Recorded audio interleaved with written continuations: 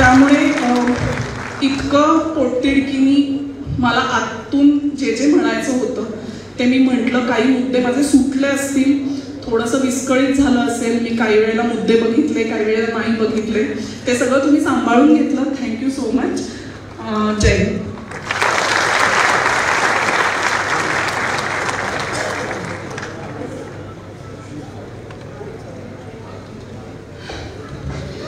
सूत्रसंचालनाची जबाबदारी उत्पलची आहे. उत्पल बाहेर गेलाय.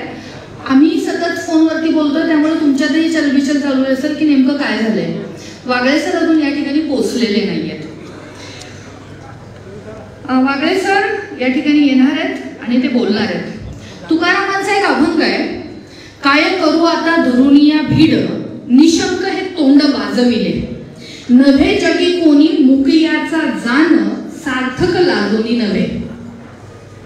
भीड कशाची धरायची आणि लाजायचं तरी कशाला, बरोबर. त्यामुळे आम्ही या ठिकाणी येतोय. वागळे सर, असीम, त्याचबरोबर विश्वंभर चौधरी हे काही वेळात या ठिकाणी पोहोचतील. अंतर अवघं 4 ते 5 किलोमीटरचं आहे. त्यांना निघून बराच वेळ झालाय. खंडोजी बाबा चौकामध्ये आल्यानंतर जे या देशामध्ये भयमुक्त वातावरण आहे असं लिखितपणे सांगतात, त्या भाजपच्या शहराध्यक्षांच्या सह काही कार्यकर्त्यांनी गाडी फोडण्याचा प्रयत्न केला.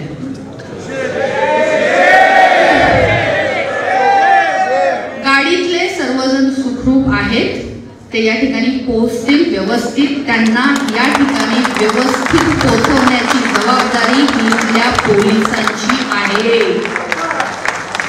हे लक्षात घ्या. पुण्याचे पोलीस आयुक्त या ठिकाणी येऊन अवघे 4 दिवस जरी आले असले, या ठिकाणी नागपूरचं कनेक्शन असू द्यात, नाहीतर आणखीन कुठलंही कनेक्शन असू द्यात, आम्हाला त्याच्याशी काही घेणं देणं नाही. या तिघांनाही या ठिकाणी सुखरूप पोहोचवण्याची जबाबदारी ही तुमची आहे. आमच्या घरामध्ये कार्यक्रम घेत असून तुम्ही बाहेर आम्हाला इथं बंदी केली, आत कोण येणार कोण नाही हे तुम्ही ठरवताय. दुसरी सगळ्यात महत्वाची गोष्ट, या हॉलमध्ये सिव्हिलमध्ये पण पोलीस बसलेले आहेत, काही युनिफॉर्ममध्ये आहेत. त्यांना सांगणं एकच आहे, स्वतःचा अजून थोडासा वाढवा चाणाक्षपणा वगैरे, आणि या सभागृहामध्ये नजर जर एक टाकली तर काही एबीव्हीपी आणि बीजेपीचे कार्यकर्ते तुम्हाला बसलेले दिसतील. आम्ही त्यांना विरोध करणार नाही. आम्ही त्यांचं स्वागत करू. छान आहे, तुम्ही इथपर्यंत ऐकण्यासाठी आलात. पण बाळांनो,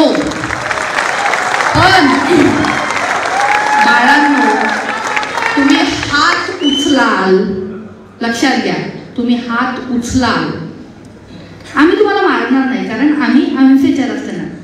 आम्ही तुम्हाला आमच्या तालमीत घेऊ. मग तुम्ही काय आमच्यावरती अपहरण आणि आणखीन काय गुन्हे दाखल कराल ते बिनधास्त करा, पण आमच्या तालमीत किमान आम्ही तुम्हाला 4 दिवस या ठिकाणी ठेवू.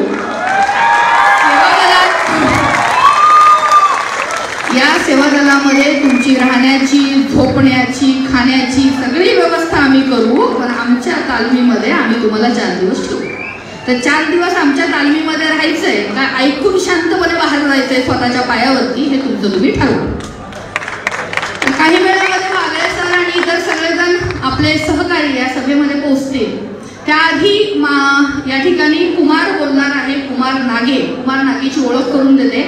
डॉक्टर दाभोळकर गेल्यानंतर आम्ही काही समविचारी मित्रांनी येऊन देव नाही आणि आम्ही देवाला नाकारतोय हे ठामपणे सांगितण्याची भूमिका घेतली. या ठिकाणी नास्तिक मेळावे आम्ही घ्यायला सुरुवात केली. कुमार ब्राईट्सच्या माध्यमातून देव नाही म्हणून ठामपणे सांगतोय. ब्राईट सोसायटीच्या माध्यमातून नास्तिकांचे मेळावे घेतोय. पुण्यामध्येही भगतसिंग विचार मंचाच्या माध्यमातून हे नास्तिकांचे मेळावे होतात. आणि हे नास्तिकांचे मेळावे घेत असताना माझ्या राज्यघटनेनं देव नाकारण्याचं अगदी मोकळेपणानं स्वातंत्र्य दिलेलं असताना ईशनिंदा केली म्हणून सर्वाधिक गुन्हे आतापर्यंत कोणावरती दाखल झाले असतील किंवा सर्वाधिक नोटिसा ह्या कोणाला गेल्या असतील तर ह्या कुमार नागेला गेलेल्या आहेत. जवळपास 250 पेक्षा जास्त नोटिसा ह्या कुमारच्या नावावरती या ठिकाणी आहेत. तरी सुद्धा ब्राईट सोसायटी असेल, भगतसिंग विचार मंच असेल आणि महाराष्ट्रामध्ये इतर आमचे सहकारी साथी असतील, ते ठामपणे सांगतात की आम्ही देव नाकार करतोय. या ठिकाणी आपण बाहेर जो आवाज ऐकतोय त्याच्यावरून एक अंदाज येतोय की आपले सगळे साथी जे आहेत ते या ठिकाणी पोहोचलेले आहेत.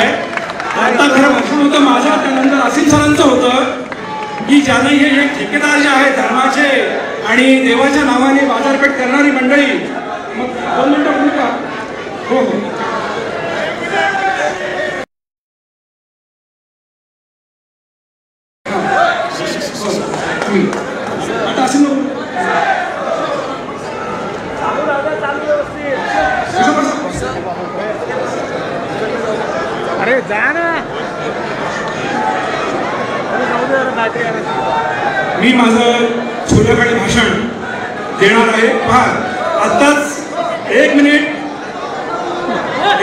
प्लीज.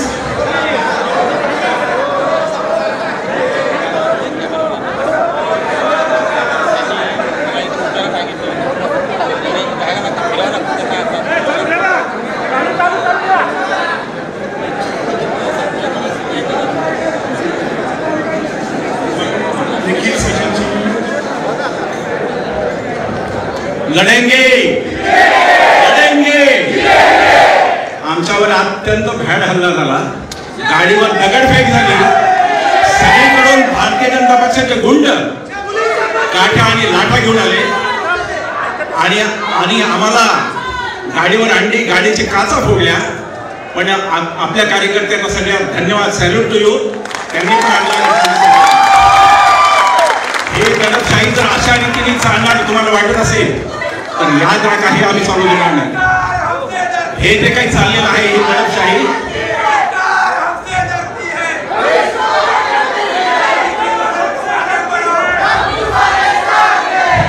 मला माहिती आहे की आपल्या सगळ्यांना वागळे सरांचं भाषण ऐकायचं आहे. आम्ही त्यात अडथळा होणार नाही. आम्ही वागळे सरांना थोडं सेटल होऊ द्या.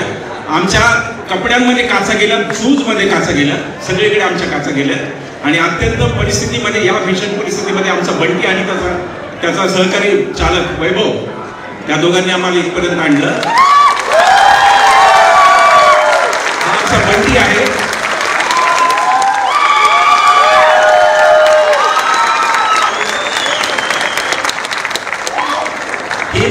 हे बहादूर मुलगी आमच्या समोर बसली होती, हिचं नाव हे सुद्धा ऍडव्होकेट श्रीला. आणि तो आहे बंटी, तो ऍडव्होकेट आहे स्वतः, बाळकृष्ण निडालकर असं नाव आहे.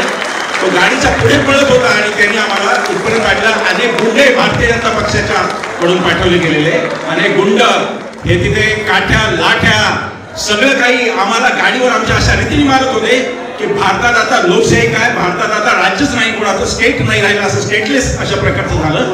पोलिसनी आधी काही काळ आम्हाला थांबवलं. आम्ही सगळं सहकार्य केलं. आम्ही पोलिसांना म्हणालो तुम्ही सांगाल तेव्हा जाऊ, पण पोलीस निघाल्यानंतर हा तो आहे त्याने आम्हाला आणलं. याच्यासाठी आमचा चालक होता, यांनी आम्हाला आणलं. हॅलो, माझं नाव वैभव कोडबळे. मी आसिम सरांच्या घरापासून स्विफ्ट गाडी घेऊन आलो. आसिम सरांच्या घरापासूनच भाजपच्या लोकांच्या गाडीच्या मागं पाठलाग होता. त्यांनी आमच्या गाडीवरती दगड मारले, गाडीच्या काचा फोडल्या, हंडी फोडली, शेपली. पण आम्ही घाबरलो नाही. मला आमच्या शहराध्यक्ष प्रशांत जगतापांचं संरक्षण होतं आणि निखिल सरांना आणि आसिम सरांना, विश्वंभर सरांना मी इथं घेऊन आलो.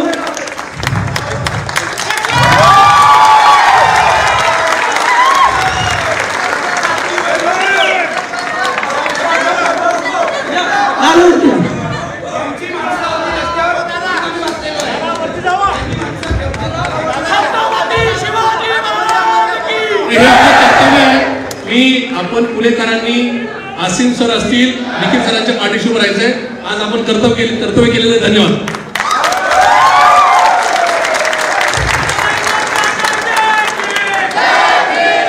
जय भीम, जय भीम, जय भीम. पुरोगामी विचार टिकवण्यासाठी आणि मोदी साला महाराष्ट्रातून देशातून घालवण्यासाठी आदरणीय पवारसाहेबांच्या विचारांनी चालणार आहात.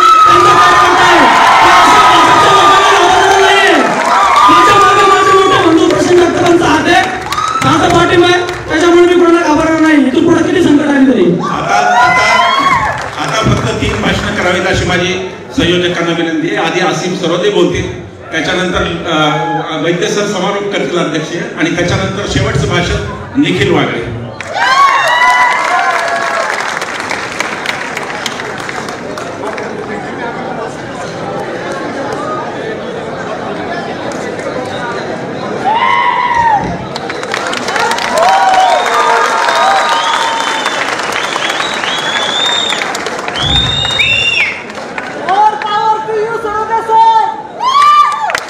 ज्यांनी आम्हाला सहकार्य केलं इथपर्यंत पोहोचण्यामध्ये, ते राष्ट्रवादीचे कार्यकर्ते,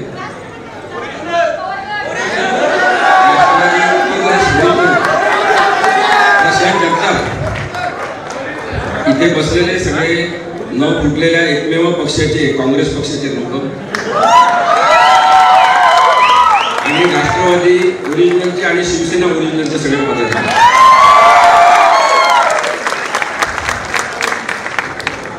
आज विश्वंभर आणि मी 50 सभा महाराष्ट्रात झाल्यानंतर पहिल्यांदा अनुभवलं की सुसंस्कृत लोकांचं शहर म्हणवण्याला जाणाऱ्या पुण्यामध्ये असंस्कृतपणा कसा असू शकतो.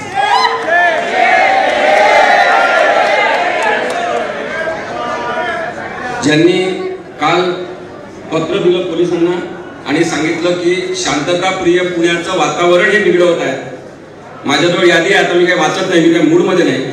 माझ्याजवळ यादी आहे, पूर्ण यादी मी केलेली आहे की भाजपच्या पुणे जिल्ह्यामधल्या किती लोकांनी मागच्या 4 वर्षामध्ये अशांतता पसरवण्यासाठी त्यांच्यावर गुन्हे दाखल झाले. नाही, आता तो वेळ आहे, मी तुम्हाला सांगतो, पण हे चुकीचं आहे. भाजप सारख्या राजकीय पक्षाचं गुंडागर्दीकरण झालेलं आहे आणि गुंडागिरीशिवाय हिंसेशिवाय हा पक्ष वाढू शकला नाही हे आम्ही आधीपासून सांगतोय. ज्यांचे केवळ 2 खासदार होते त्यांनी पुढच्या काही वर्षांमध्ये जी प्रगती केलेली आहे ती हिंसेच्याच आधारावर केलेली आहे. हिंसा हा यांचा मूलभूत गुणधर्म आहे आणि निर्भय बनो ही चळवळ याच्यासाठी आहे की नागरिकांनी नागरिक म्हणून विचार करणं शिकलं पाहिजे. आम्ही सातत्याने सांगत आलेलो आहे की मोदी शहा यांच्याशी आम्हाला काही घेणं देणं नाही, खरंच घेणं देणं नाही. मोदी शहा या प्रवृत्ती विरुद्ध, ही आज गाडी फोडणाऱ्या प्रवृत्ती विरुद्ध आमचं आंदोलन. जी दहशत या 10 मिनिटांमध्ये आम्ही अनुभवली, 20 मिनिटांमध्ये, की डेक्कनच्या तिथे पहिले त्यांनी गाडी अडवली, आमच्या सगळ्या गाडीवर हमला केला, गाडीवर चढले लोक, अंडे फेकले, शाई फेकली आणि त्याच्यानंतर पुढच्या ठिकाणी पुन्हा अडवून त्यांनी काचा फोडल्या गाडीच्या. आम्हाला जीवे मारण्याचा हा जो प्रकार त्यांनी केलेला आहे. माझं पोलिसांना आव्हान आहे की आता तुम्ही गुन्हा नोंदवून दाखवा, गुन्हा नोंदवून दाखवा भाजपच्या भाडोत्री गुंडांवर, नाहीतर मान्य करा की पोलीस सुद्धा भाजपचे आहे. माझा आक्षेप आहे डेक्कन पोलीस चौकीच्या PI वर, माझा आक्षेप आहे चतुर्शृंगी पोलीसच्या PI पांढरेवर की जे भाजपची भूमिका घेऊन त्या पोलीस स्टेशनमध्ये बसले.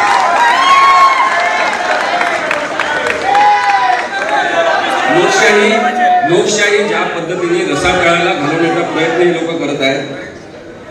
काय म्हटलं होतं निखिल वागळे सरांनी त्यांच्या ट्विटमध्ये, मी ते काही सांगत नाही, त्यांच्यावर गुन्हा दाखल झालेला, आम्ही केस चालू होती, आम्ही आजच त्यांचा अँटिसिपेटरी बेलचं अप्लिकेशन दाखल केलेलं आहे. मला माहिती आहे अनेक न्यायाधीश सुद्धा आज नरेंद्र मोदी आणि त्यांच्या पिल्लाबाईचं नाव केवळ FIR मध्ये पाहिल्याबरोबर घाबरतात आणि समोरच्या माणसाला न्याय देत नाही. माहिती आहे आम्हाला, तरी पण आम्ही न्यायालयात जाणार, कारण न्यायालय आमच्या सगळ्यांचं, नागरिकांचं आहे. भारतीय संविधान यांना जर गंमत वाटत असेल, भारतीय संविधान यांना गंमत वाटत असेल, डॉक्टर आंबेडकरांनी लिहिलेल्या सगळ्या मार्गदर्शक सूचना आणि नियमावली यांना जोक वाटत असेल, तर 2024च्या इलेक्शन मध्ये आता यांना दाखवून द्या.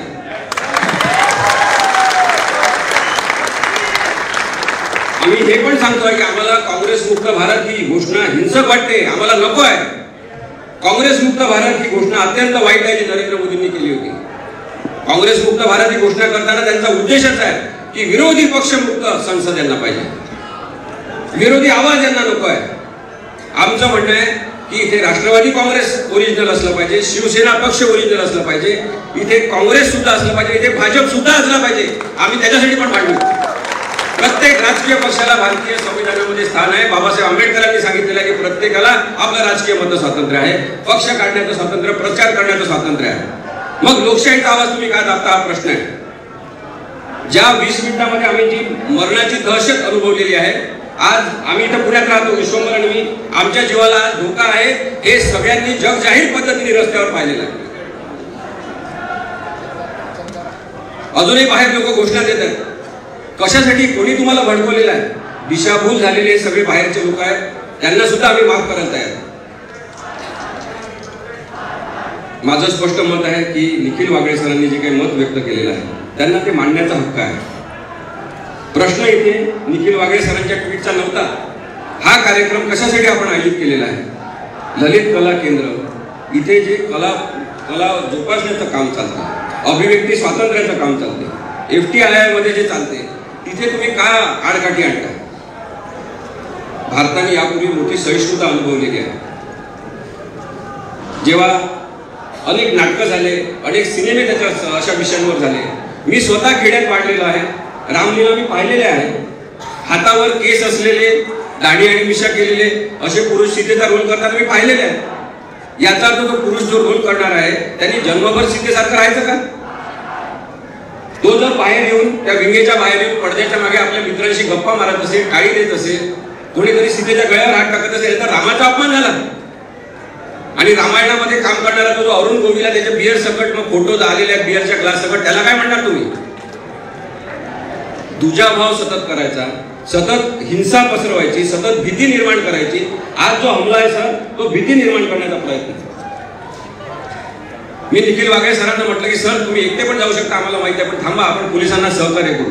आम्ही जवळपास 4 तास त्यांनी माझ्या घरामध्ये आम्हाला डांबून ठेवलेलं. मोठे मोठे पोलीस अधिकारी आले खाली, जवळपास त्यांच्या 4-5 गाड्या आल्या. पण मी तुम्हाला सांगतो की आम्ही या पोलिसांशी संवाद साधल्यानंतर त्यांना लक्षात आलं की हे चांगले लोक आहेत. त्यांचं सुद्धा मत त्यांनी आम्हाला सांगितलं की नाही तुमचं बरोबर आहे सर, पण आमच्यावर दबाव आहे.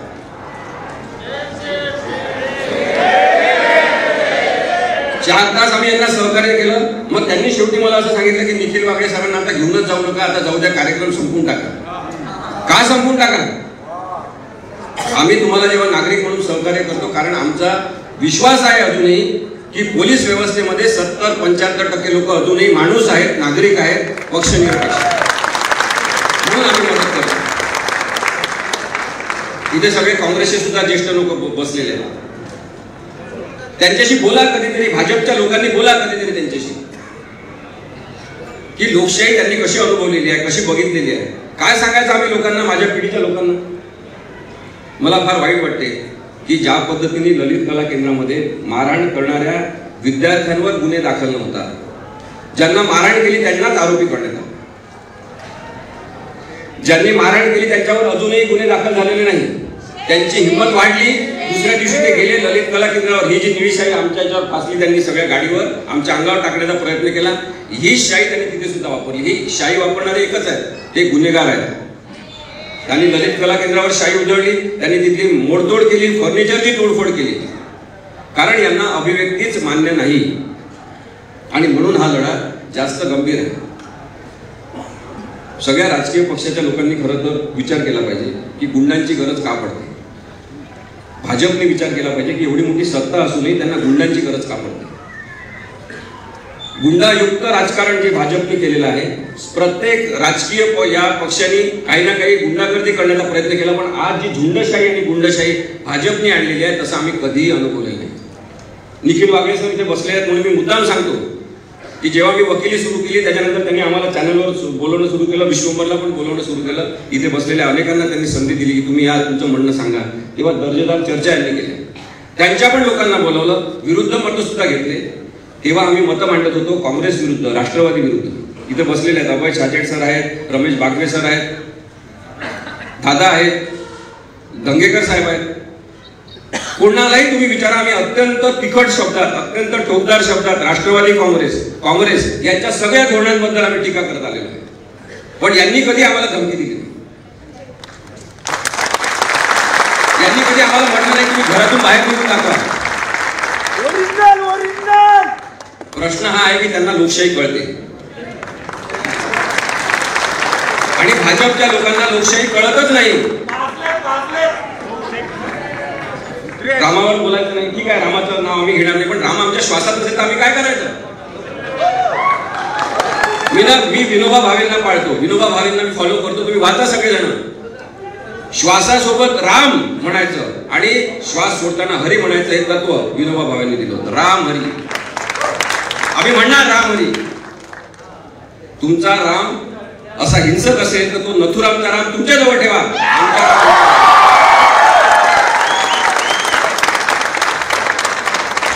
निखिल वागळे सर आपल्या सगळ्यांशी बोलतील, मी जास्त बोलू इच्छित नाही, पण हा खूप वेगळा अनुभव होता सर.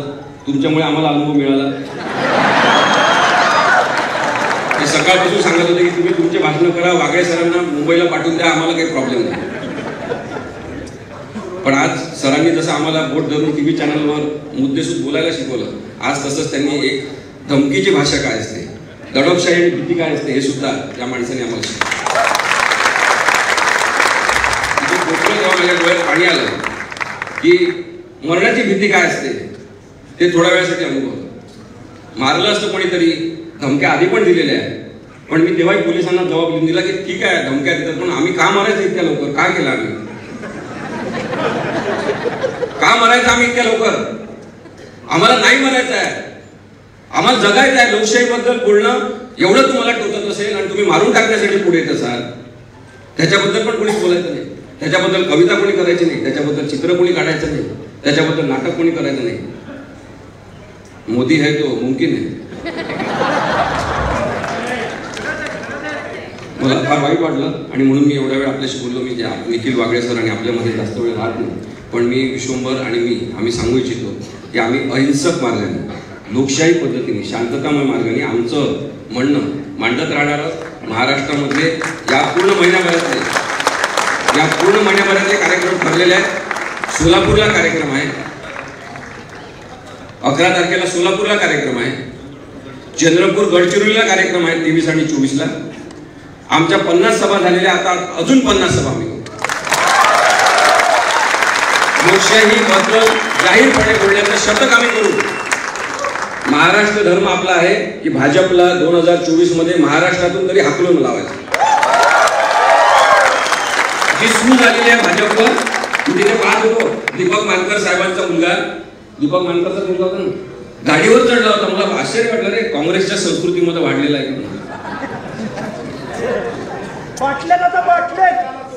गुंड, एवढी गुंड प्रवृत्ती. आम्ही दीपक मानकर साहेबांना भेटणार आहे की सांभाळा, तुमच्या मुलाला जर मोठा नेता करायचा असेल तर या झुंडीतून बाहेर काढा. शांततामय मार्गाने, अहिंसक मार्गाने आपलं म्हणणं सांगितलं जाऊ शकते.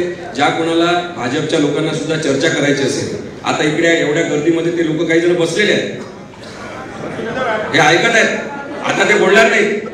पण तुमच्या सगळ्या भाजपच्या लोकांना, संघाच्या लोकांना, एबीव्हीपी काय म्हणतात त्याला, अखिल भारतीय विद्यार्थी परिषद, भारतीय जनता युवा मोर्चा, सगळ्यांना कृपया जाऊन सांगा आमचं भांडण खरंच मोदी शहाशी नाही आहे.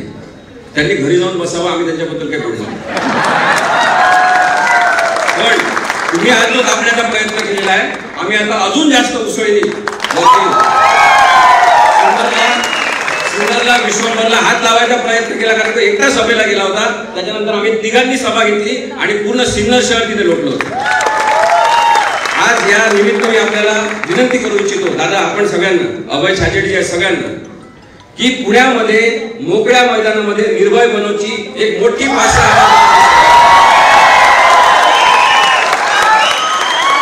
आपल्या सगळ्यांचे खूप खूप आभार. आपलं प्रेम असंच राहू द्या. धन्यवाद.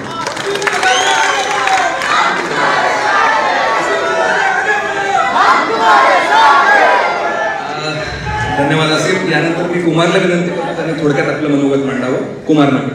हा जो आपला निर्भय बनवचा हा जो प्रपंच चाललाय, हा 2 राष्ट्रीय प्रवृत्तींचा प्रपंच आहे. त्यातल्यामध्ये एका प्रवृत्तीचा पराजय म्हणजे दुसऱ्या प्रवृत्तीचा विजय असेल. हे पूर्ण महाराष्ट्रभर उभा आडवा पिंजून काढताना आम्ही साक्षी आहोत की गोरगरीब समाजातल्या सगळ्या घटकातली लोक विश्वंभरला मिठी मारताना मी बघितली. असीम सरोदेंच्या भाषणाचे रेफरन्स घेणारे अनेक राजकीय नेते पाहिले आणि निखिल वागळेंच्या भाषणानंतर अंग थरथरणारे तरुण पाहिले. तर याची कुठेतरी दखल आज जे सत्तेसाठी हपापलेली जी लोक आहेत त्यांनी घेतलेली आहे. मी ब्राईट सोसायटीचं नेतृत्व करतो. आम्ही ईश्वर ही कल्पना पूर्णपणे नाकारतो. त्यामुळे आम्ही धर्माची चिकित्सा करतो, आम्ही जातीची चिकित्सा करतो. आणि काही आमदारांचा मला अभिमान वाटतो की त्यांनी शपथ घेताना सुद्धा सत्सत विवेक बुद्धीची शपथ घेतलेली आहे. असे काही आमदार आहेत आपल्या इथे आलेले.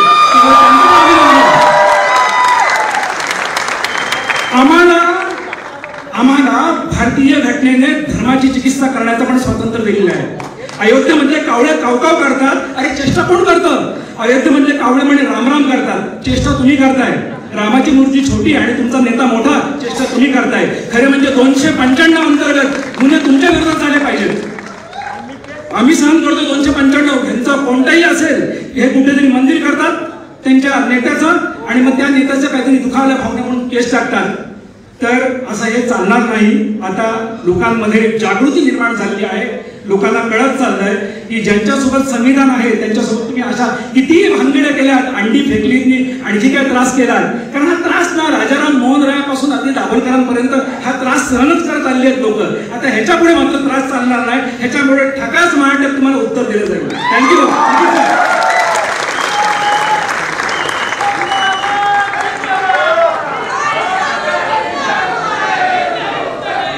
भाऊ आपल्याला माझं एक थोडंसं शेअरिंग करू इच्छित आहे विश्वभर म्हणून. काही नाही, फक्त सिन्नर हल्ल्याचा उल्लेख झाला म्हणून तुम्हाला तेवढं सांगायचं, बाकी काही बोलायचं नाही मला. वाटायचं बोलणार सिन्नरमध्ये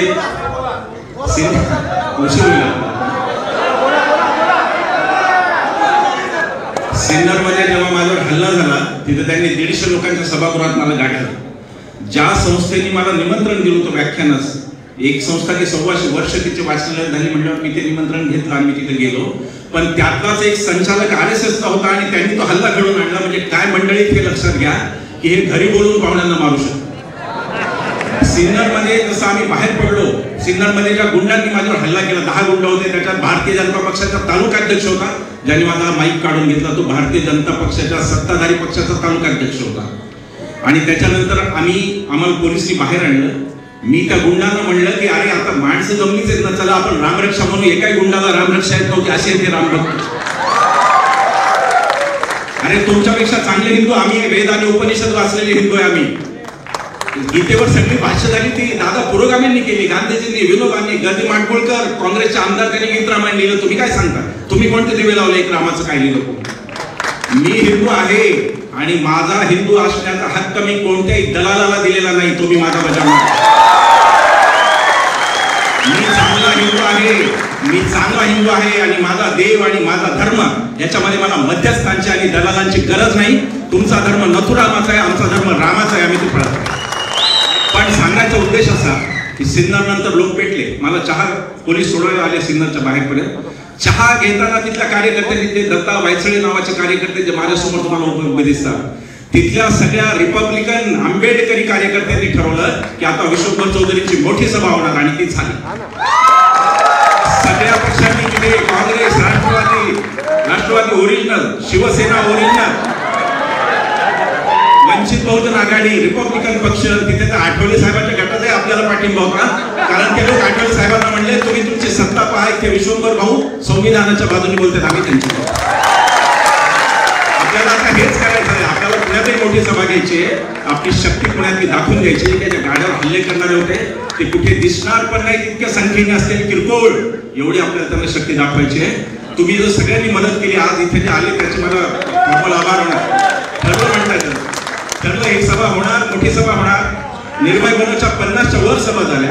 आता आम्ही 11ला सोलापूरला, त्यानंतर चंद्रपूर, गडचिरोली आम्ही सोडणार नाही. आणि विधानसभेच्या वेळेला सगळे 288 मतदारसंघात आम्ही जाणार आणि यांना यानंतर मी विनंती करतो नितीन वैद्य सरांना, राष्ट्रसेवा दलाचे अध्यक्ष, त्यांनी आपलं मनोगत मांडलं. निर्भय बनवची सुरुवात हुतात्मा चौकात गेल्या 15 ऑगस्टला झालेली होती, 1 मेला झालेली होती. आणि त्यावेळेला निखिल आणि आम्ही सर्वजण तिथे जमलेलो. संघर्ष हा निखिलच्या 5वीला पुजलेला आहे. ते राष्ट्रसेवा दलाचे पूर्णवेळ कार्यकर्ते होते आणीबाणीनंतर, आणि त्यांच्याकडे बघत माझी पिढी राष्ट्रसेवा दलामध्ये आली. आणि तीच प्रेरणा आजही कायम आहे. मला इथे थोडक्यात, कारण बरेच जण बरंच बोललेले आहेत, मला ललितच्या विद्यार्थ्यांसाठी याचे मुद्दा म्हणून बोलायचे. ललितमधून म्हणजे ललित सारखी संस्था एक नवसर्जनशील काहीतरी गोष्ट घडवण्याचा प्रयत्न गेली काही वर्ष या पुण्यामधून या महाराष्ट्रामध्ये करते. सतीश आळेकरांसारखा नाट्यकर्मी, त्याचं कुठल्याही इझमशी, राजकीय पक्षाशी संबंध नाही, अशा नाट्यकर्मींनी ज्याने आयुष्य नाट्यक्षेत्राला वाहून घेतलं, त्याच्या प्रेरणेने ललितची स्थापना झाली. आणि अनेक पिढ्या ललितने, मी मनोरंजन क्षेत्रात, टेलिव्हिजन आणि फिल्मच्या क्षेत्रात मी येतो, अनेक पिढ्या ललितने दिल्या. मुक्ता बर्वे, काही नावं देता येते. मी घडले कार्यक्रम सुरू केला झी मराठीवरती. मुक्ता त्याच्यामध्ये अग्रभागी होती. मुक्ता ललित मधून आली. उपेंद्र लिमये ललित मधून आला. शार्दूल सराफ औरंगाबाद मधून आला आणि ललित मधनं तो आला आणि आज तो चांगल्या पद्धतीने लिहितोय. असे अनेक कलाकार. हरी नरकेंची कन्या प्रमिती नरके ही ललित मधनं आली आणि आज उत्तम प्रकारे तिथे काम करते. ललितवरती एका परीक्षेच्या निमित्ताने जे प्रवेश सादर केले जात होते, ते प्रवेश केवळ अंतर्गत लोकांपुरते होते. त्या विद्यार्थ्यांच्या परीक्षेचा भाग होते. त्या प्रवेश सादर करणाऱ्या विद्यार्थ्यांवर, मुला मुलींवर एक भ्याड हल्ला झाला. आणि तो भ्याड हल्लाच नव्हता, तर ही जी परंपरा ललितने सुरू केलेली आहे मराठी मनोरंजनाच्या क्षेत्रामध्ये एक सर्जनशील गोष्ट देण्याची, ती परंपरा खंडित करण्याचा कुठेतरी हा प्रयत्न आहे. हा हल्ला नव्हता ललितवरचा, ही भ्रूण हत्या होती, हे लक्षात ठेवा. आणि ही हत्या आपण चालू देता कामा नये. सर्जनशीलता नेहमी आधीच्या गोष्टींना नाकारत पुढे जाते आणि नव्या गोष्टी घडवते. मला महात्मा ज्योतिराव फुल्यांचं तृतीय रत्न नाटक आठवतं. त्याच्यामध्ये शेतावरून आल्यानंतर ते पती पत्नी, शेतकरी आणि त्याची पत्नी हे एकत्र जेवायला बसतात. तोपर्यंत जी प्रथा काय होते आजही तशी चालू आहे की पुरुष आधी जेवतो आणि मग उरलेलं स्त्रीला खायला लागतं. ज्योतिबांनी स्त्री आणि पुरुषांना एकत्र बसवलं आणि एकत्र जेवणाचा आनंद घेतला. हा सर्जनशीलतेचा पुढचा टप्पा होता. तोच टप्पा ललित मधली मुलं मुली पुढे करतायत. मनस्विनी लता रवींद्र सारखी लेखिका ललितने दिली, तिचं अमर प्रेम जोरदार नाटक चालू आहे. तिच्या अनेक मालिका, अनेक दिल दोस्ती दुनियादारी सारखी मालिका ही मनस्विनीने लिहिली. दिल दोस्तीचा निर्माता विनोद लवेकर, काही काळ तो घडले बिघडलेचा दिग्दर्शक होता. त्यात विनोद लवेकर हा ललित मधला विद्यार्थी आहे. त्यामुळे अशा ललितवरती जे पुढच्या जनरेशन तयार करणार आहेत कला क्षेत्रातल्या, त्याच्यावर हल्ला करून एक तऱ्हेने भ्रूण हत्या केलेली आहे आणि त्या भ्रूण हत्येचा निषेध केला पाहिजे एक, आणि त्या ललितच्या मुलांच्या मागे उभं राहिलं पाहिजे. आज ती संस्था बंद आहे आणि पुण्यासाठी लाजिरवाणी गोष्ट आहे. कला क्षेत्राचं नाव आपण घेतो, विद्येचं माहेरघर म्हणतो. पुणेकरांसाठी ललित बंद असणं हे शर्मेनं मान खाली घालावं लागणारी अशी घटना आहे. माझ्या आंबेडकर नावाच्या मालिकेत बाबासाहेब आंबेडकरांवरची मालिका केली. त्याच्या प्रियपाल दशांती नावाचा मुलगा होता, अतिशय सुंदर गातो. हिंगोली मधल्या कुठल्या तरी गावातून प्रियपाल ललित मध्ये आला आणि तिथून तो मुंबईमध्ये आला आणि आज उत्तम काम करतो. अशा अनेक प्रियपाल जे पुढे तयार होणार आहेत त्यांची हत्या करण्याचा, त्यांना संपवण्याचा, त्यांची सर्जनशीलता गोठवण्याचा हा प्रयत्न आहे आणि तिथे आपण सगळ्यांनी ठामपणे उभं राहिलं पाहिजे. एवढंच मी इथे नमूद करतो. मला माहितीये निखिल वाघेंना ऐकायला सगळेजण उत्सुक आहात. निखिल वाघे.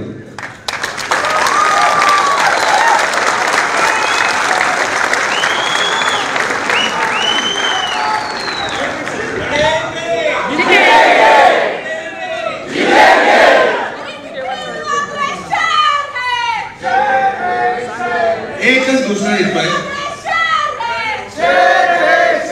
एक घोषणा देते. मी म्हणीन हर जोर जुल्म के टक्कर में, हर जोर जुल्म के टक्कर में, हर जोर जुल्म के टक्कर में लड़ेंगे, जीतेंगे, लड़ेंगे, जीतेंगे, लड़ेंगे, जीतेंगे. आता कसं जिवंत झालं. विजय असो, विजय असो.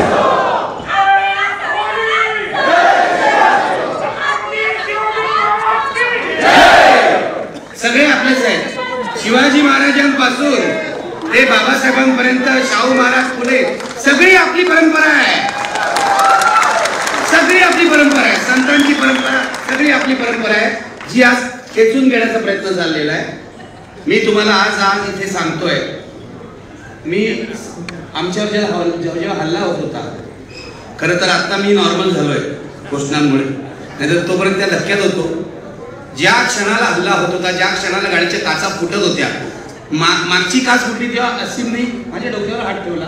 त्यानंतर ही मुलगी गेली पडती श्रुती, तिथं श्रेया, तिथं फ्रंट सीटला बसली होती. तिला आम्ही मागे डोकं तिथं खाली केलं म्हणून आमची डोकी वाचली. आणि जोपर्यंत आमची डोकी वाचतील तोपर्यंत तुमचं काय खरं नाही हल्ले करून.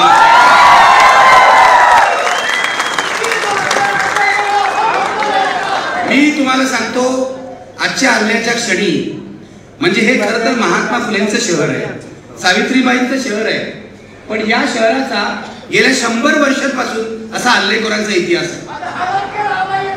कलंक तर लावलाच आहे.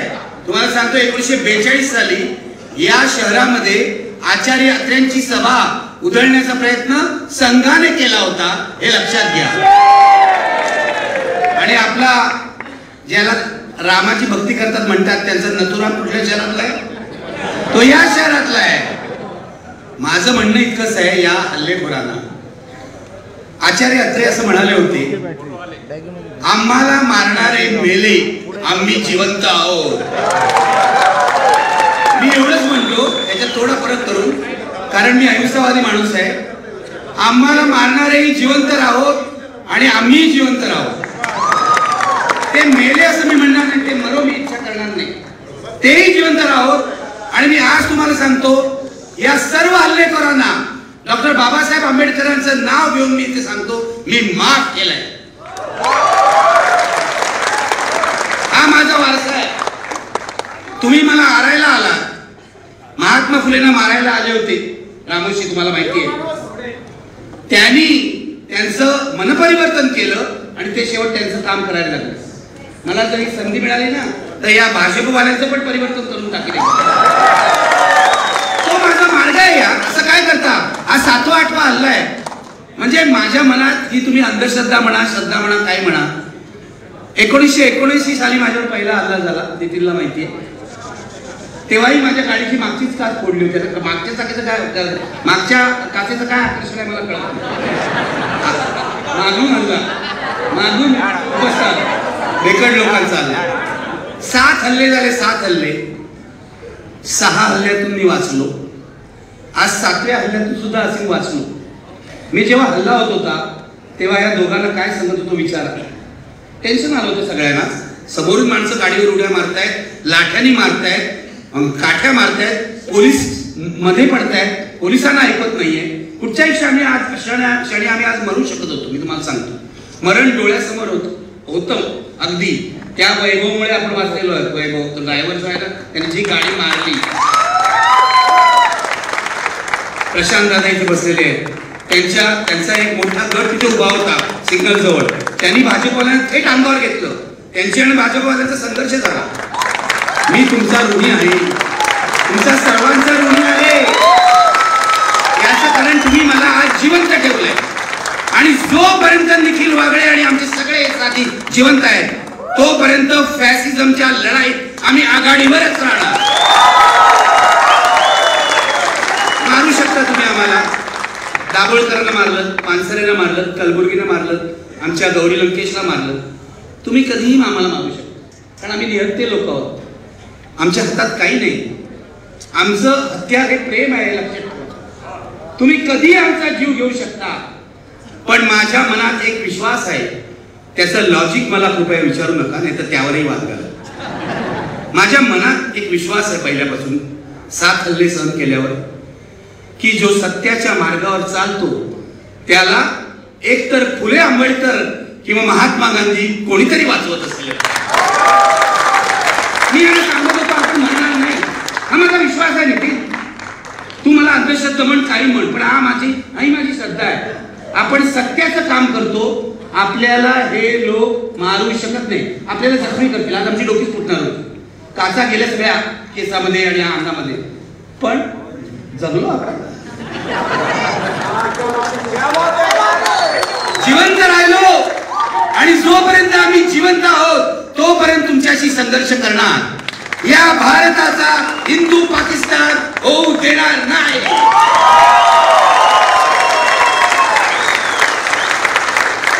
लक्षात घ्या मित्र, साधी लढाई नाही. मी सांगायला इथे उभा आहे. ही फॅसिझम विरोधातली लढाई आहे. आपण काँग्रेसशी संघर्ष केला असेल, पत्रकार म्हणून तर मी सगळ्यांच्या बद्दल बोललोय. दादा इथे बसलेले आहेत, दादांना माहिती आहे. तरी सुद्धा आमची प्रेम आहे, मैत्री आहे. हे लोक काँग्रेसवाल्यांना किती टीका केली तरी ते कधी खुश करत नव्हते. आमचा राष्ट्रवादी सुद्धा पवार साहेबांना मी किती टीका केली आहे. पवार साहेबांनी एवढी टीका केली आहे, पण पवार साहेबांसारखा सुसंस्कृत नेता उभ्या महाराष्ट्रात,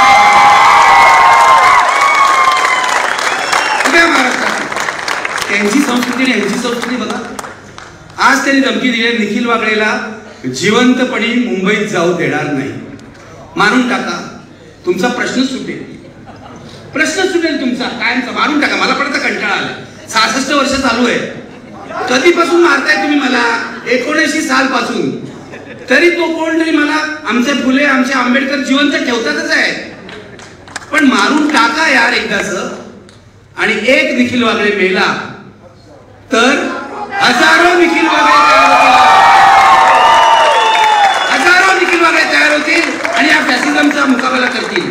हा हिटलरचा फॅसिझम आहे, लक्षात घ्या. ही साधी सुधी लढाई नाही, ही निवडणुकीची लढाई नाही. आम्ही कोणत्याच पक्षात नाही, पण पहिल्यांदा आयुष्यामध्ये गावागावात जाऊन आम्ही हे सांगतो की महाविकास आघाडीला विजयी करा. उद्या महाविकास आघाडी चुकली त्यांना जोडे मारू. आपलं कामच आहे ना, आपलं कामच आहे. पण हे भयंकर लोक आहेत, हे माफिया आहेत, हे गँगस्टर आहेत, हे फॅसिस्ट आहेत आणि यांचे 2 नेते आहेत. आज मला पोलिसांनी सांगितलंय, पोलिसांनी दिलं पत्र की तुम्ही आक्षेपाला बोलू नका. मी त्या इन्स्पेक्टरला त्याला आक्षेपार या शब्दाची व्याख्या सांगा, कारण मी असं म्हटलं नमस्कार तर तुम्ही म्हणणार आक्षेपार आहे. व्याख्या तर सांगा तुम्ही. आता त्या सिनियर इन्स्पेक्टरला मी सांगतो 4 तास आम्हाला डिटेन केलं, लक्षात घ्या, फसवून 4 तास डिटेन केलं असीमच्या घरी. माझं कसं होतं, मी स्वतःला शांत ठेवायचा प्रयत्नच करतो, पण मधून मधून उसळी मारते अशी. मग 2 वेळा मी त्यांच्यावर तुटून पडलो की तुम्ही आम्हाला सोडत का नाही ते. शेवटी आमच्या लक्षात आलं 40 स्पेशल बँकचे पोलीस होते, 40. मी म्हटलं चला आता बसा आपण निघायचं. 40 पोलिसांनी आमची गल्ली अडवली, 40 पोलिसांनी. आणि एसीपी होते, वरिष्ठ सगळे होते आणि आम्हाला दुपारपासून फसवत होते की तुम्ही तिथे गेलात तर भाजपवाले तुमच्यावर हल्ला करतील. मग मी त्यांना सांगितलं ठीक आहे, तुम्ही येणार नाही ना आमच्या बरोबर, आम्ही चाललो. म्हणून मी चालायला लागलो, हे आम्ही माझ्या बरोबर आले आणि मग पोलिसांच्या गाड्या मागून आल्या. हल्ला होणार आहे त्यांना माहिती होतं, पुणे पोलिसांना हल्ला होणार आहे माहिती होतं, कारण त्यांनी आम्हाला आधीच सांगितलं होतं की हल्ला होण्याची शक्यता आहे. पण पोलिसांनी सिनेमातल्या पोलिसांप्रमाणेच भूमिका बजावली. बघितलं, अख्खं महाराष्ट्रातलं पोलीस दल हे बीजेपीने विकत घेतले. अख्खं पोलीस दल जे रश्मी शुक्लाला महासंचालक करतात त्या पोलीस दलाला काही नैतिकता राहत नाही. मी हे छोटे छोटे पोलीस आहेत ना, आपले सिनियर इन्स्पेक्टर, एसीपी, त्यांच्यावर माझं राहत नाही. बिचारे आपलेच असतात, बहुजन समाजातले असतात. वरतून दबाव येतो. मी म्हटलं अहो आता फक्त 6-7 महिने राहिले, जेव्हा महाविकास आघाडी सत्तेत येईल तेव्हा तुम्ही पुन्हा टोपी बदलणार. 4 तास आम्हाला नजर गजेट ठेवलं होतं तर जरा पोलिसांची गंमतही केली ना. मग मला सिनियर इन्स्पेक्टर म्हणाले की तुम्ही आज प्रक्षोभक बोलायचं नाही. म्हटलं 66 वर्षाच्या आयुष्यामध्ये माझ्यावर प्रक्षोभक बोलण्याबद्दल एकही केस झालेलं नाही. एकेकाळी 55 खटले होते माझ्यावर, 55. त्याच्यातले बहुसंख्य डिफेमेशनचे होते किंवा कंटेम्प्ट ऑफ कोर्टचे होते. पण प्रक्षोभक बोलला, दंगल भडकवली असे खटले झाले नाही. आज पुण्यामध्ये जो माझ्यावर गुन्हा दाखल झालेला आहे तो सुनील देवधर याच्या तक्रारीवरून, ती मी त्या दिवशी सांगितलं ही कशी गाढवासारखी तक्रार आहे, पण पुणे पोलिसांनी त्याच्यातलं अॅट्रॉसिटीचं कलम काढून टाकलं. कारण ब्राह्मण माणूस माझ्यावर अॅट्रॉसिटीचं कलम लावतोय, आदिवासी. कमाल आहे, कमाल, बुद्धीची कमाल. आज त्यांना थोडी लाज वाटली असावी म्हणून त्यांनी ते कलम काढून टाकलं आणि आज FIR आम्हाला दिला. आता सोमवारी, आता बघा मी बहुतेक पुणेकरच होणार या सगळ्यात. मला जायचंय परत घरी, तर हे म्हणतात सोमवारी आज चौकशी लावूया. हा आमचा असीम आहे वकील, आम्ही शांत डोक्यात तिकडे जाणार. असीम मला सांगतो सर शांत राहा, पोलिसाला काय सांगतो. त्याचं पण बरोबर आहे, तो वकील आहे. पण पुणे पोलीस आजच्या हल्ल्याला कोण जबाबदार असेल तर पुणे पोलीस आहेत असा माझा स्पष्ट आरोप आहे. स्पष्ट आरोप आहे. त्यांना माहिती होतं तरी भाजपवाल्यांना त्यांनी स्कोप दिला.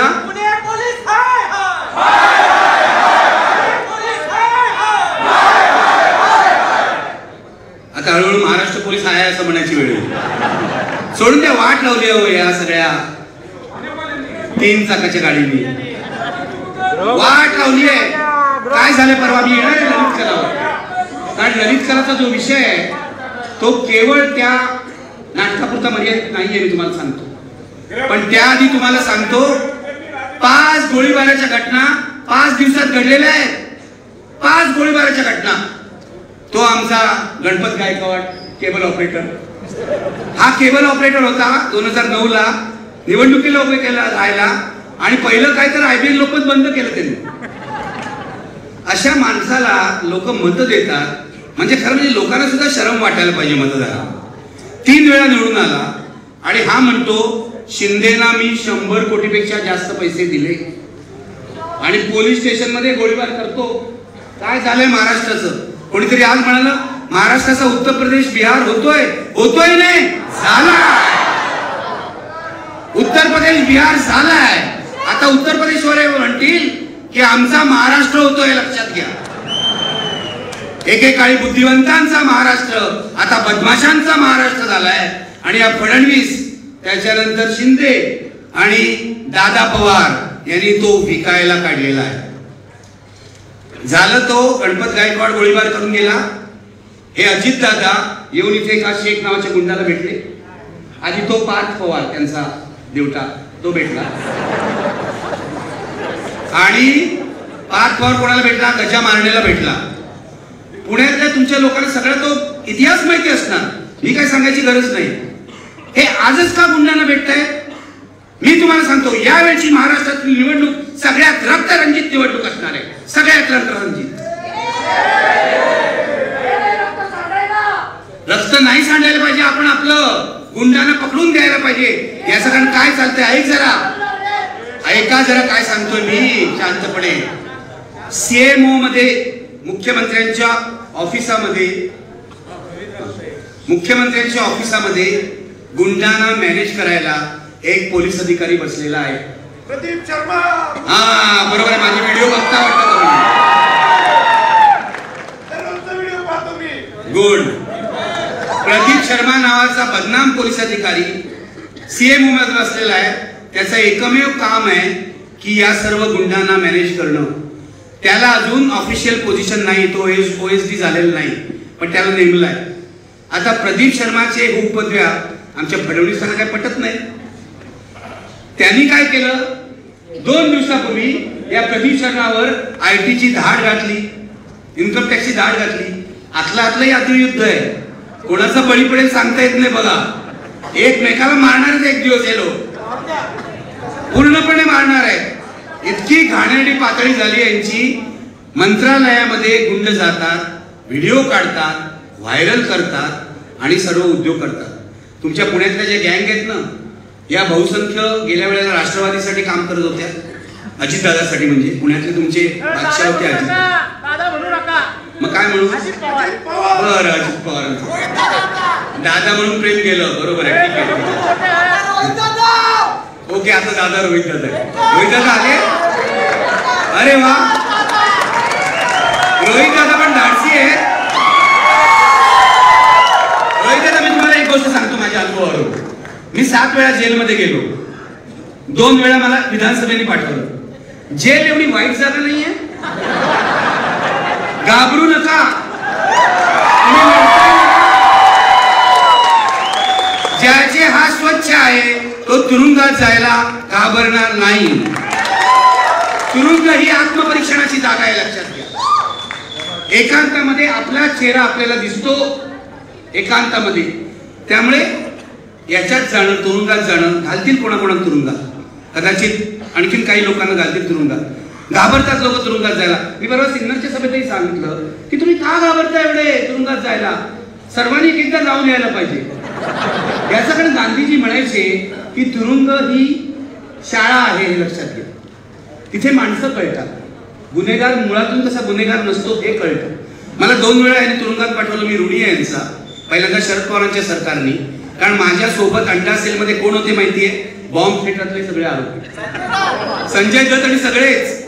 आणि दुसऱ्या वेळेला माझ्या सोबत होते केतन पारेख प्रकरणातले आरोपी आणि त्या प्रिया राजवंशी खुनी, देवानंदचे 2 भाचे माझ्या बाजूच्याच कोठडीत होते. इतकी गंमत येते त्या तुरुंगामध्ये, अनुभव तुम्हाला सांगतो. त्यामुळे आमचे डॉक्टर लोहिया म्हणायचे त्याप्रमाणे त्रिसूत्री पाहिजे राजकारणामध्ये. त्रिसूत्री, तुरुंग, फावडा आणि मतपेटी, ही त्रिसूत्री पाहिजे, लक्षात घ्या. सगळ्या राजकीय पक्षांनी लक्षात ठेवलं पाहिजे. आपल्याला तुरुंगात जायची तयारी पाहिजे, व्यवस्थेशी संघर्ष करू. फावडं म्हणजे विधायक काम आणि मतपेटीस परिवर्तन घडवू शकेल, जे यावेळेला लोकसभेला सुद्धा महाराष्ट्रात घडणार आहे. माझ्याकडून लिहून घ्या तुम्ही. ईव्हीएम हटाव वगैरे ठीक आहे, ते नाही हटलं तरी महाराष्ट्रात लोकसभा आणि विधानसभेला मोदींना मोठा फटका बसणार आहे. बसणार. आम्ही गावागावात जातो याचा विचार. लोकसभेला सुद्धा त्यांना माझ्या मते 20 पेक्षा कमी जागा मिळतील. आणि 15 मिनिटात आहे, ठीक आहे, तुमच्या तोंडात साखर पडतो. आणि विधानसभेला माझं फक्त या लोकांना महाविकास आघाडीचं एवढंच म्हणणं आहे, आम्ही एवढे फॅसिस्टांशी लढतो या भाजपशी, मरायला तयार आहोत. तुम्ही एकत्र राहा बाबांनो, एकत्र राहा. आणि तुम्हाला जर्मनीमध्ये 1930 साली हिटलर का जिंकला माहितीये?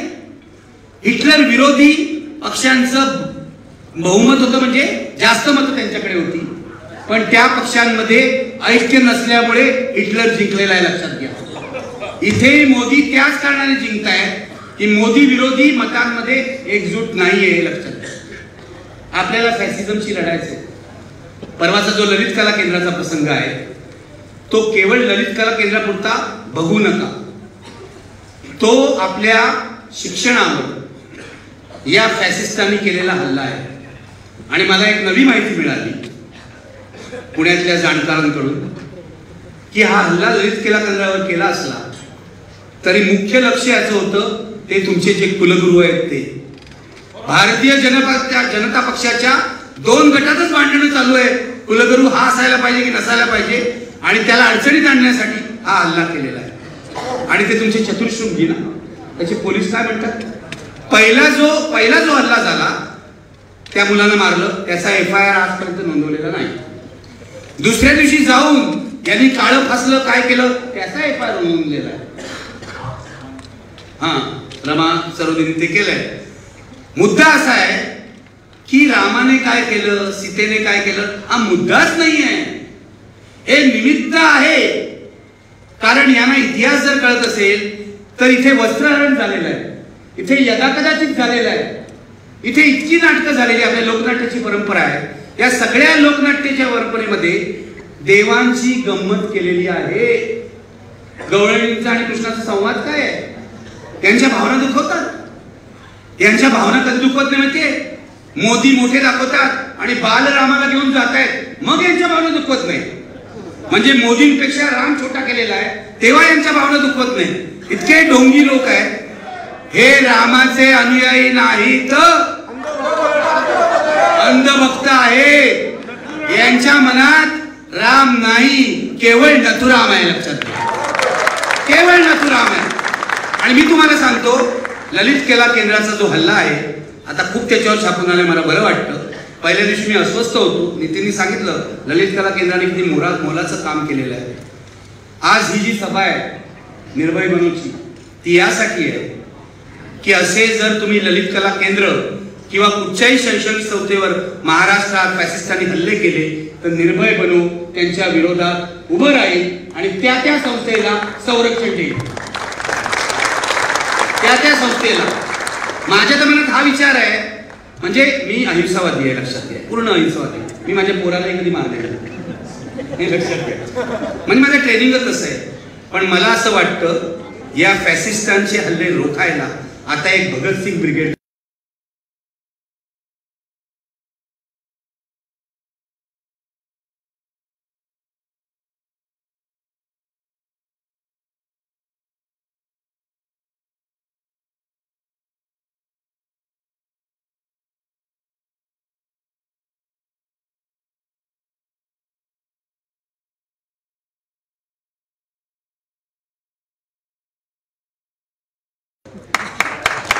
हे लक्षात घ्या.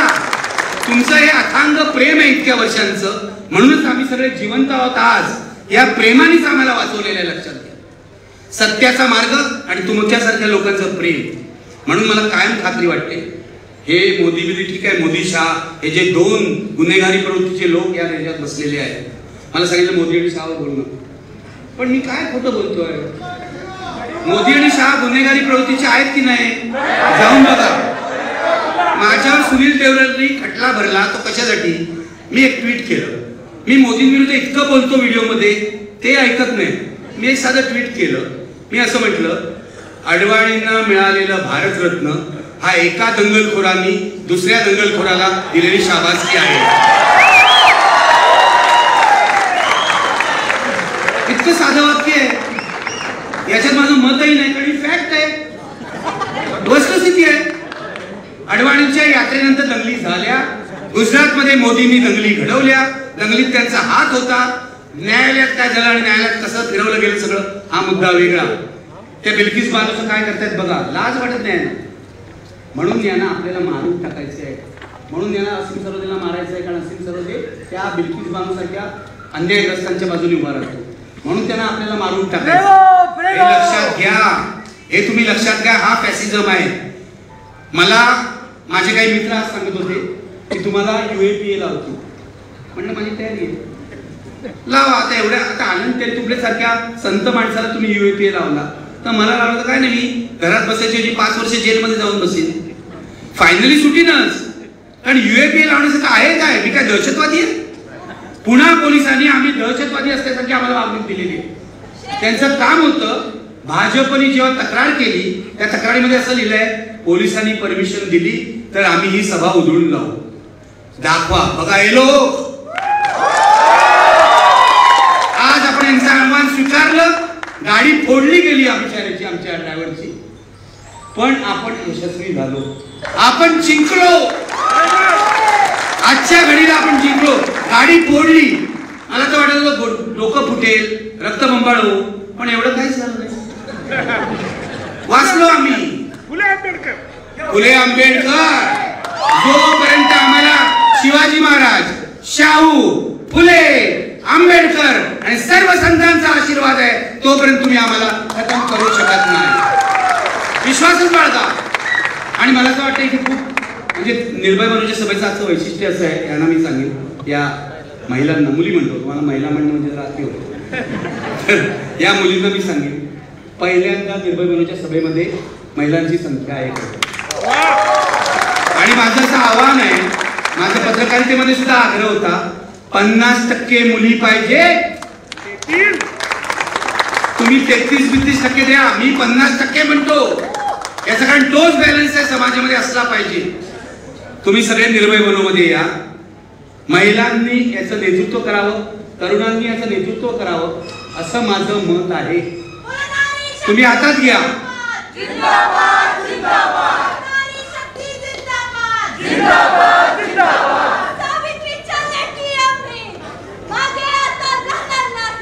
Very good.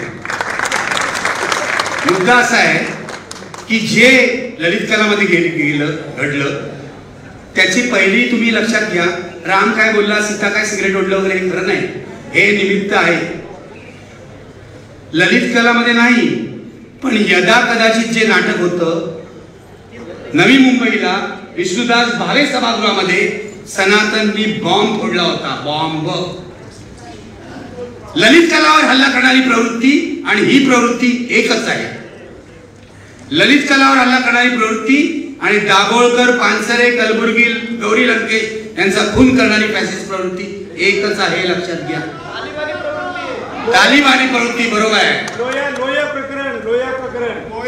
सगळ्यावर नाही बोलू शकत आपण, जग छोट आहे. वेगळं भाषण ठेवा आणि 10,000 लोकांची सभा घ्या. मी आज नाही बोलणार, लोह्यावर बोलणार. मुद्दा हा आहे, मी हे तुम्हाला सांगतोय आणि हात जोडून सांगतोय. आज ललित कलामध्ये घुसले, आज आणखीन कुठे घुसले, आज मुसलमानांवर बुलडोझर फिरवले, कोणी काही बोललं नाही. हे लोक आज आम्हाला ज्या पद्धतीने मारले आहेत, तुम्ही बघितलंय विश्वभर कसे मारत होते आणि काय करत नाही. पण मी म्हणतो की हे आपलं ट्रेनिंग आहे, हे ट्रेनिंग आहे, याच्यातूनच कार्यकर्ता तयार होतो. पहिल्यांदा मी जेलमध्ये गेलो होतो इंदुताई केळकरांच्या अंग्रेजी हटाव मध्ये, आझाद मैदान जेलमध्ये 24 तास. मस्त अनुभव. अरे जेल कधी बघितलं नव्हतं, पहिल्यांदाच बघितलं. सत्याग्रहामध्ये जेलमध्ये गेलो आणि अनुभव आले. माझा मुद्दा एवढाच आहे की ही फॅसिस्ट माणसं ललित कलावर हल्ला करून थांबणार नाहीये. ही आपल्या घरात घुसणार आहे, ते लक्षात ठेवा. ही आपल्या घरात घुसणार आहे. कारण राम जन्मभूमी, राम मंदिर ज्या दिवशी झालं त्या दिवशी एका RSS वाल्याचा मला फोन आला, ललितच्या शिव्या घातल्या नेहमीप्रमाणे, आणि म्हणाले एक दिवस तुमच्या घरात घुसून तुम्हाला धडा शिकवू. ही त्यांची हिंमत वाढलेली आहे. हे रामाचे वंशज वगैरे काही नाही, हे रामाचे व्यापारी आहे, ते लक्षात ठेवा. नाहीतर राम मंदिरापाठोपाठ तो लोढा तिथे गेला नसता. लोढा बिल्डर मुंबईचा गेलाय अयोध्येमध्ये. हजारो एकर जमीन त्यांनी खरेदी केली आहे आणि त्यातल्या जमिनीचा एक तुकडा अमिताभ बच्चननी 14 कोटीला घेतलाय. रामाचा वापर आहे. अदानी पण गेलाय ना, अदानी पण गेलाय बघा. अंबानी गेलाय का थोड्या दिवसात बघा. ऐका, मुद्दा हा आहे की राम एक मंदिर बांधायचं आणि त्याभोवती मार्केट उभं करायचं, रामाचा मॉल. हा धंदा आहे, हा धंदा आहे, श्रद्धेचा धंदा आहे, लक्षात ठेवा. या लोकांना धर्माबद्दल प्रेम नाही, यांना धर्म विकायचा आहे.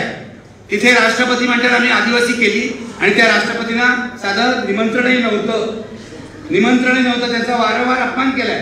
आणि आज सुनील देवधर मलाच सांगतो की तू राष्ट्रपतीचा अपमान केला म्हणून तुझ्यावर ऍट्रॉसिटी. काय बोलायचं आहे ना, काय बोलायचं. मित्र, माझी एवढीच शेवटी विनंती आहे, सगळे एकत्र राहूया. छोटे छोटे मतभेद विसरा. आज जोडून तुम्हाला सांगतोय, पुरोगामी चळवळी बरोबर मी इतकी वर्ष काढली पत्रकार म्हणून. यशवंतरावांनी बेरजेचं राजकारण केलं. आम्ही सगळे वजाबाकीचं राजकारण करतो. आमच्या बरोबर 90% ज्याचं पट्ट आहे ना त्याला पण बाहेर पडतो. नाही तू बाहेर. इतके आम्ही शुद्ध ब्राह्मणी होतो सगळे पुरोगामी चळवळीतले लोक. माझं म्हणणं आहे, मतभेद विसरा. काँग्रेस असो, राष्ट्रवादी असो, वंचित असो, सगळे. शिवसेना आपले उद्धव ठाकरे बदलले बरोबर. शिवसेना उद्धव ठाकरे ओरिजिनल बरोबर. ओरिजिनल निखिल वागळे ओरिजिनल, तसं ते ओरिजिनल, हे लक्षात घ्या. तर एकत्र राहूया. हिटलरची लढाई आहे, मुसोलिनीची लढाई आहे. जगातल्या सगळ्या हुकुमशहांचा इतिहास काढून बघा. जेव्हा हुकुमशहा तिसऱ्या टर्मला निवडून येतो तेव्हा तो अधिक जाचक बनतो. पुतीनचा इतिहास पहा, बांगलादेशामध्ये अगदी जवळ आहे आपला. शेख हसीनाचा इतिहास पहा, तिथे तुर्कस्तानमध्ये तिथल्या अध्यक्षाचा इतिहास पहा. अधिक सेन्सॉरशिप येणार. आणि तुम्हाला याची जाणीवही नाहीये की IT रूल तर यांनी केलेच, पण सोशल मीडिया सेन्सॉरशिपचं बिलही यांनी मंजूर केलेलं आहे. बहुमताच्या जोरावर पास केलेलं आहे. अजून इम्प्लिमेंट व्हायचं आहे एवढंच. म्हणजे युट्यूब वरून आता जे आम्ही रवीश कुमार, अजित अंजुम सगळे करतोय ते एक दिवस बंद होणार. पण काळजी करू नका, आपला आदर्श भगतसिंगाचा आहे. आपण आणीबाणी बघितलेली आहे. आम्ही भूमिगत मार्गाने ही चळवळ चालू ठेवू. म्हणजे तुम्ही दोघं हिंसा वगैरे करणार नाही. जसा रेडिओ उषा मेहतानी स्वातंत्र्य आंदोलन चालवला तसा रेडिओ किंवा TV स्टेशन किंवा वेब पोर्टल आम्ही चालू आणि मोदी शहांची जुलमी हुकुमशाही आणून पाडूया. लक्षात. निखिल वागळे आगे बढो म्हणतायत. आपण असं म्हणूया, बाबासाहेबांचा आशीर्वाद आहे. आपण शेवटी, भाषणाच्या शेवटी एकच घोषणा देतो, जय भीम. तुम्ही म्हणा, कारण जय भीम ही सार्वत्रिक घोषणा आहे. ही फक्त दलितांची घोषणा नाही.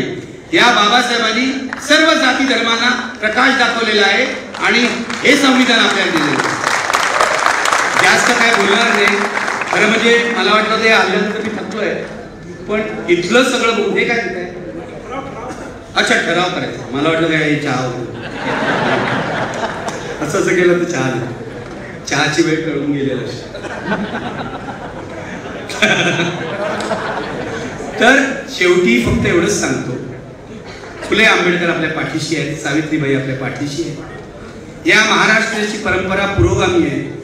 तो प्रतिगाम्यांच्या हाती जाऊ द्यायचा नाही. मी पत्रकारांना नेहमी सांगतो, तुम्हाला जर चांगली पत्रकारिता करायची असेल तर मरायला तयार राहा. मी तुम्हाला कार्यकर्त्यांनाही सांगतो, की तुम्हाला जर खरं राजकारण, जनतेचं राजकारण करायचं असेल तर बेलो तरी बेहत्तर ही भावना मनात बाळगा, तर काहीतरी परिवर्तन घडेल. खूप तरुण कार्यकर्ते आहेत सर्व पक्षांमध्ये. त्यांना सांगतो सत्तेच्या खेळात बसू नका. सत्तेचा खेळ आहे, मला माहिती आहे, तो करावा लागतो. पण हल्ली सत्तेच्या खेळात फार रुचलेत कार्यकर्ते. बाहेर पडा, लोकांसाठी काम करा. लोकांसाठी काम कराल तर लोकांच्या मनात जा आणि तुम्ही जिंकाल. तेव्हा शेवटी पुन्हा एकदा आठवण देतो तुम्हाला, थांबतो की यावेळी हरवायचं आहे कुणाला? मोदी शहाला आणि महाराष्ट्रामध्ये महायुतीला. म्हणा, कुणाला हरवणार? कुणाला हरवणार? हे लक्षात ठेवा, हे लक्षात ठेवा, हे लक्षात ठेवा. आणि मतदान करताना त्या ईव्हीएमचं काय होईल मला माहित नाही. ईव्हीएम बदलायला पाहिजे वगैरे सगळं बरोबर आहे, मला हे मान्य आहे. इंडिया आघाडीने तसा ठरावही केला होता की त्याच्यावर काहीतरी तुम्ही पेपर ट्रेल वगैरे द्या. ते इलेक्शन कमिशनने मान्य केलेलं नाही आणि इलेक्शन कमिशन मोदीशाला विकलंय, पूर्ण विकलं गेलेलं आहे. नाहीतर शिवसेना आणि राष्ट्रवादी काँग्रेसचा असा निर्णय आलाच नसता. लेजिस्लेटिव्ह मेजॉरिटीच्या जोरावर कोणी पक्ष ठरवतो का? आजपर्यंत असं झालेलं नाही. असा निर्णय आलाच नसता. तेव्हा मित्र, खूप वेळ घेतला तुमचा, पण या किती हल्ले झाले तरी मागे हटू नका. नाही, बस झाला, आता मी पण दमलोय. बस झालं ना, एवढा मार खाल्ला आणि बोललो, त्याला डबल डबल झालं ना. असं काय करताय? ऐका, मगाशी काय बोलले, ऐका ऐका ऐका, मगाशी असीम सरोदे काय बोलले? ही आमची एक छोटी सभा होती, ती भाजपवाल्यांनी मोठी केली. मी त्यांचा आभारी आहे. मी त्यांचा आभारी आहे की आपले नादी लागले नसते तर आपले एवढं सगळं प्रसिद्धीच झाली नसती. मी त्यांचा आभारी आहे. पण पुढची सभा जेव्हा कधी तुम्ही लोक घ्याल, मला माहित नाही पुण्यातलं सगळ्यात मोठं मैदान कुठचं आहे. जे कुठचं असेल ते पुण्याच्या सगळ्यात मोठ्या मैदानामध्ये पुढची निर्भय मनोची सभा झाली पाहिजे आणि तुम्ही जबाबदारी घेतली पाहिजे. तेव्हा पुन्हा एकदा शेवटी म्हणतो, लढेंगे लढेंगे लढेंगे, जिंदाबाद.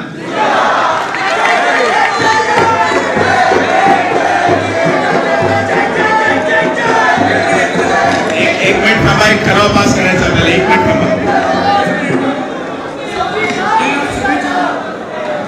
या सभेच्या निमित्तानं जो काही घाण हल्ला झाला आणि ह्या घाण हल्ल्यासाठी पोलीस प्रशासन आणि गृहमंत्री जबाबदार आहेत, तर आपण या सभेच्या निमित्तानं गृहमंत्र्यांनी राजीनामा द्यावा असा ठराव मांडत आहोत. तुम्हाला मान्य आहे का?